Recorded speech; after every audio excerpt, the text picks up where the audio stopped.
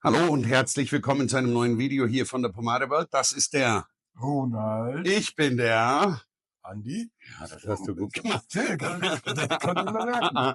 Also, herzlich willkommen und heute geht es um die Pomade, die der Ronald im Haar hat und die Rasierseife, die ich gestern Abend benutzt habe. Und zwar ist das bei dir in dem Fall welche Pomade? Fire and Brimstone Matte Clay. Von wem ist denn Fire and Brimstone? Von Lockhart's natürlich. Und wo kommt Lockhart her? Aus Michigan in Amerika. Ja, und dahinter steht der Steve Lockhart. Das schneiden wir raus. Nein, das lassen wir genau so. Das muss genauso bleiben. Oder was sagt ihr? Ich meine, wenn ihr das jetzt seht, haben wir es nicht rausgeschnitten. Deswegen. Aber welche Pomade von den beiden hast du genommen? Wir haben ja zwei. Matte Clay. Die Matte Clay. Und was haben wir noch für eine? Die Heavy. Die Heavy. Und ich habe die Fire and Brimstone Shaving Soap genommen. Und wie ist der Duft von diesen Produkten? Wie würdest du den beschreiben? Einzigartig. Also Ja. habe ich noch bei keinen anderen Produkten so gerochen. Das ist so eine abgefahrene Mischung aus Lagerfeuer, tollen Räucherstäbchen, so leicht süßlich, so ein bisschen Oud mit dabei. Also ein ganz, ganz toller Duft. Ja.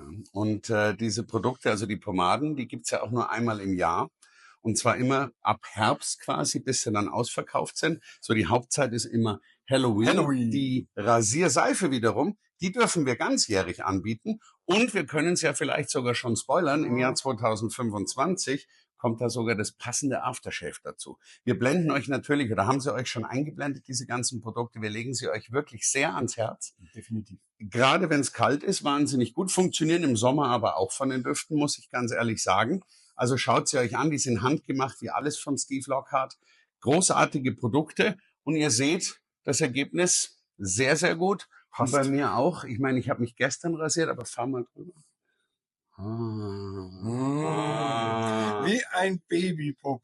Oh ja, und ich glaube, das ist jetzt genau der richtige Zeitpunkt, hier die Kamera auszumachen. Ja, wir haben noch was Wir vor. haben noch ein bisschen was vor. Ihr Lieben, danke fürs Zuschauen mal wieder. Macht's es gut. Servus.